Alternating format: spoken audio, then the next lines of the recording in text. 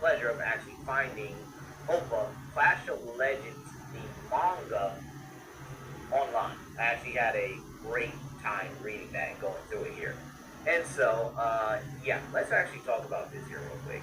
Grades will easily be universal, but likely get them higher as well. Not saying boundless, because again, understand I'm not a firm believer in that because I do think that characters are limited by their continuity. So with that being said here, grades should easily be universal. This is important because he easily scales to the likes of the creation trio, which created everything in the verse here, including concepts. The sheer fact that the creation trio also embodies the major concepts of time, space, and reality or dimensions itself here. They each create their own miniature or their own universes here, which are all infinite size. Every universe in Pokemon is infinite size. This even includes other multiverses like Ultra Space, which is an alternate dimension or an alternate multiverse separate from the main multiverse. And considering the main multiverse also contains infinite realities, where even things like Ash actually caught a lot more Pokemon than the original. So you could actually say what is are actually considered canon to the Pokemon multiverse, considering the sheer fact that, excuse me, Ash in the Pokemon manga has actually caught a Spearow that actually learned Mirror Move, and it's one of the strongest Pokemon. So yeah, it's a pretty great game. Now, with that being said, here it plays as a plethora of moves like energy manipulation, storm creation, storm manipulation. He actually also has high levels of resistances such as erasure existence, spatial manipulation, time manipulation, and reality manipulation as well. So he cannot be erased on any of those levels, and he's being hit on a conceptual level as well. Keep in mind, Rayquaza was also able to use Twister in the manga, and it was barely able to get penetrated, no diddy, by any of the legendary Pokemon. Keep in mind, in the movie as well here, we saw this sheer fact that Rayquaza's Twister blocked every one of the legendary Pokemon's attacks pretty easily.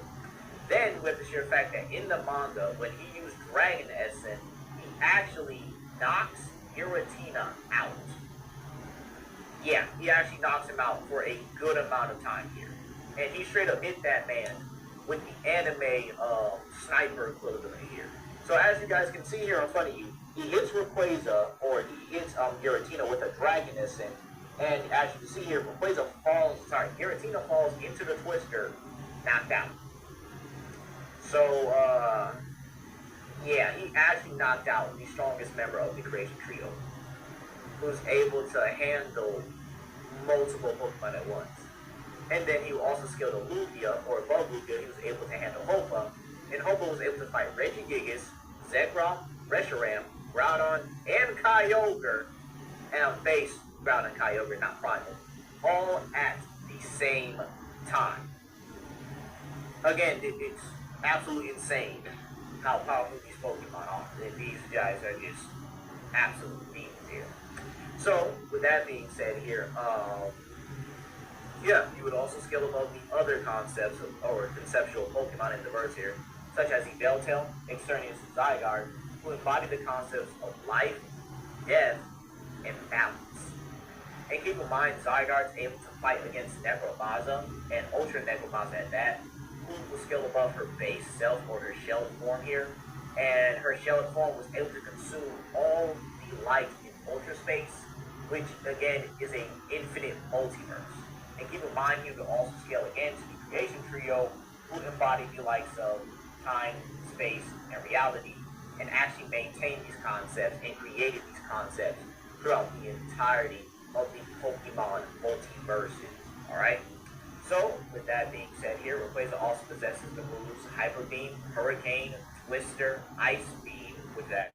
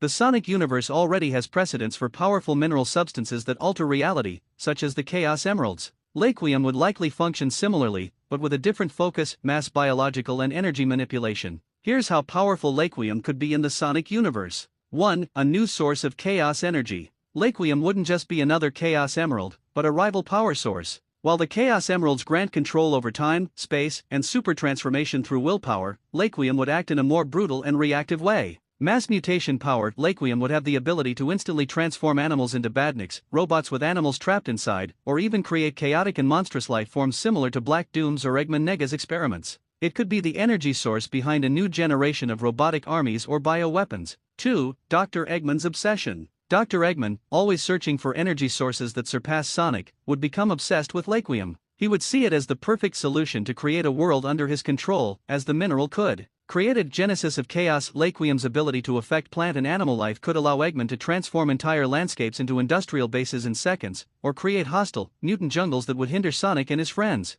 Generate an unstoppable army. Instead of relying on capturing animals individually, Eggman could use a large sample of Laqueum to infect and robotize an entire forest at once. 3. Existential threat to Planet Mobius. Laqueum would not only be a tool of power, it would be a threat to the very nature of Sonic's world. Environmental instability. The misuse of Laqueum, especially in large quantities, as seen in Pokemon Horizons, could begin to distort the planet's natural balance, causing the uncontrolled growth of mutant plants, the corruption of fauna, and the creation of dead zones of pure chaotic energy. Counterpoint to Master Emerald. Perhaps Master Emerald, who balances the Chaos Emeralds, would have to interact with Laqueum to neutralize its effects, showing that the mineral is a force of nature that not even Chaos, the aquatic energy entity, could easily control. Summary of power. In the Sonic universe, Laqueum would be an uncontrollable and highly dangerous force of nature. It would be the embodiment of biological and mutagenic chaos, a source of power that Dr. Eggman would try to use to dominate the world, but which Sonic and his friends would have to stop before it corrupted all life on the planet. If Laqueum were a cosmic entity in the Sonic universe, it would manifest as a primordial force linked to the creation and corruption of life and biological matter on a universal scale.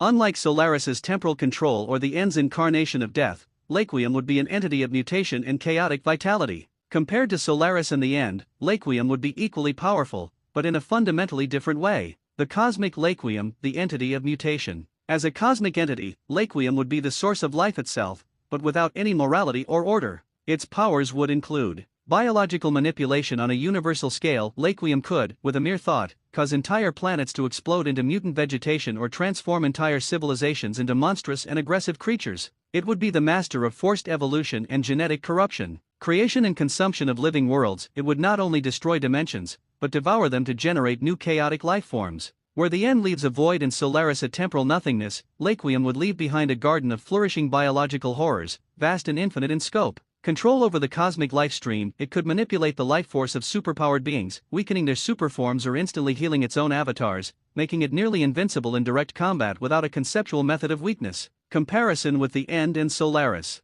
Laqueum's strength would fit into the pantheon of Sonic's ultimate threats. Cosmic entity. Main concept. Main destructive power. Weakness or victory condition. Solaris, god of time and the sun. Consumption of spacetime and multiple timelines simultaneously. Needs to be attacked at all points in time, past, present, and future, simultaneously. The End incarnation of death/void. Planetary destruction and threat of breaking dimensional barriers. Defeated by an enhanced Supersonic 2 before regaining full strength. Laqueum, hypothetical, entity of life/chaotic mutation. Universal biological corruption and creation of armies of indestructible monsters. Requires the purification of its essence or the removal of its power source from the existential plane. As powerful as, but different. Against Solaris, Laqueum would have difficulty killing Solaris, who exists in all eras. The fight would be a stalemate. Solaris would not be able to erase Laqueum from time, and Laqueum would not be able to corrupt a purely temporal entity. Against the End, the battle between Laqueum and the End would be a conflict between chaotic life and death/void. Laqueum could create life faster than the End could destroy it, making the entity of death unable to complete its ultimate goal.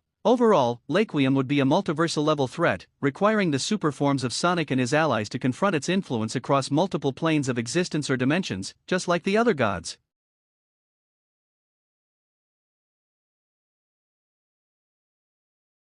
Because it's not really consistent, especially with the fact that he really has no combat feats, and again, him not being able to perceive Frieza and Dispo is a very big deal. The fact that even an iPad made for that couldn't even perceive them, and Zeno just couldn't even do it after that, so it's kind of funny. Then you have Arceus himself. Now the funny part is I've seen a lot of creators, both on TikTok and even on YouTube, saying that Arceus only created the multiverse in its true form when he's consistently stated to be the creator of it. And even his children have been able to create the literal concepts, or at least became the concepts of space and time. Arceus literally created everything in the multiverse. His children simply added on to it. They gave these realms the reality, the time, space, and stuff like that. And keep in mind, Pokemon is an infinite multiverse with infinite dimensions and even higher realms as well, such as the Dream Dimensions, Palkia's dimension, Yveltal's realm, and so on and so forth.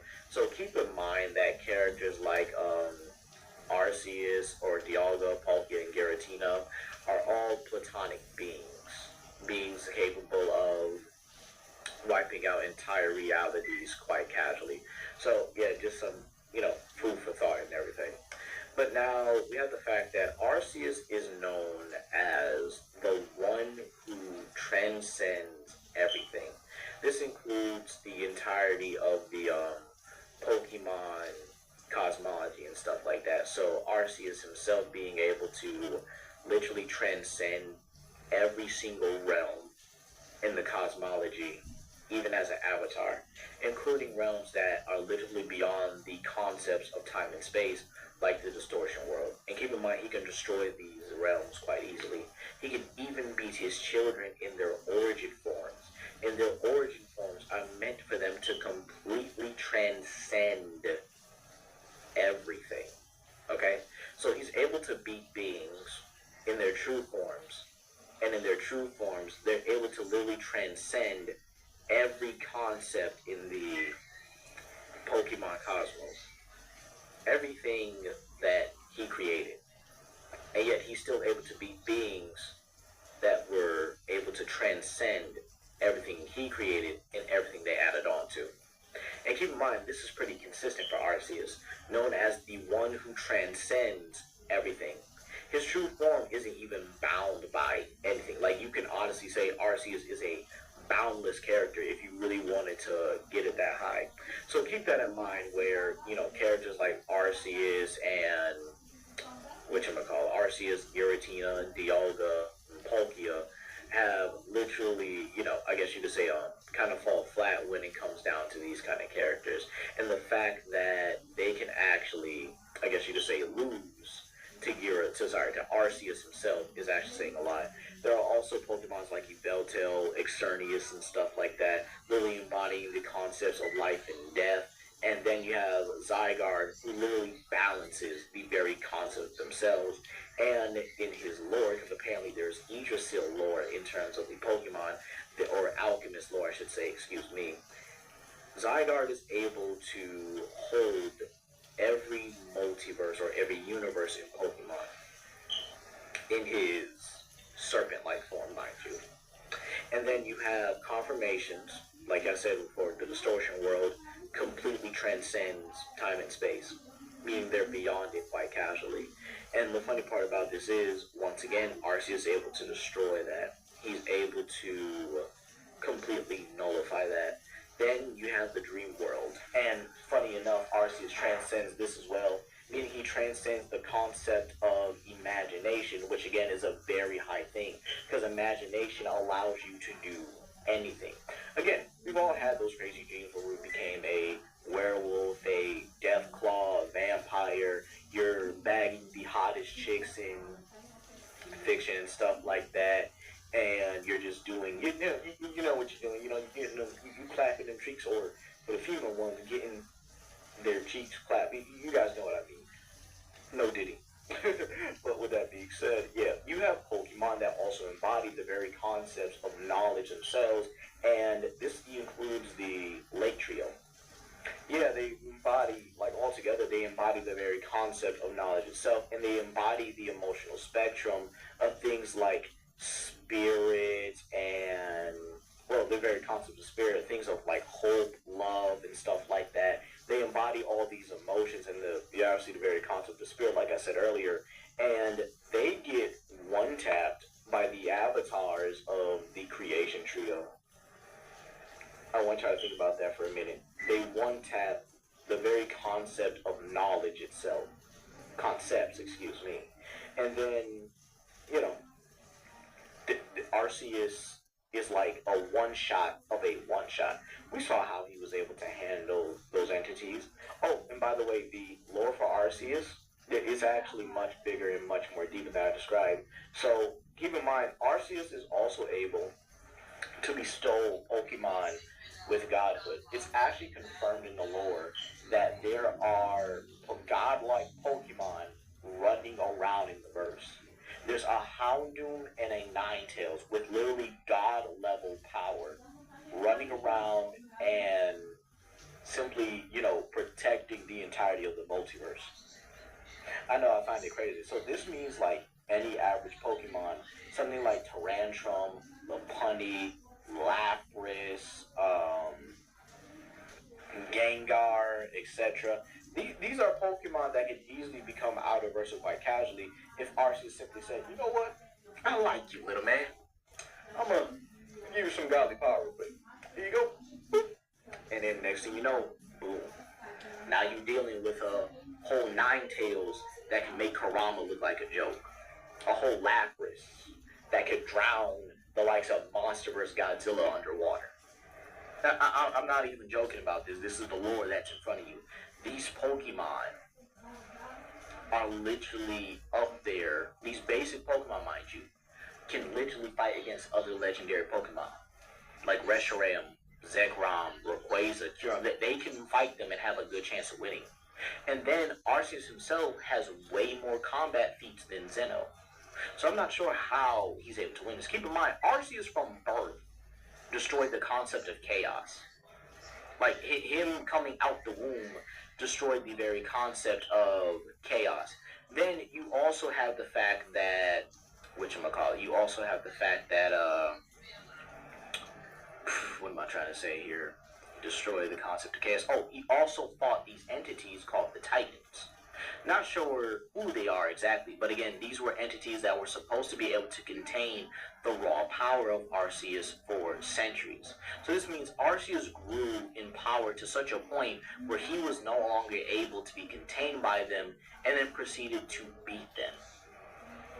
And then establish the entirety of the Pokemon multiverse. And the funny thing is, seeing people say that, oh, he didn't create the, Pokemon multiverse in his avatar state, when again, it's literally shown he started creating everything at that point, because his true form would one-shot everything, is absolutely ridiculous. Then you also have his plates, his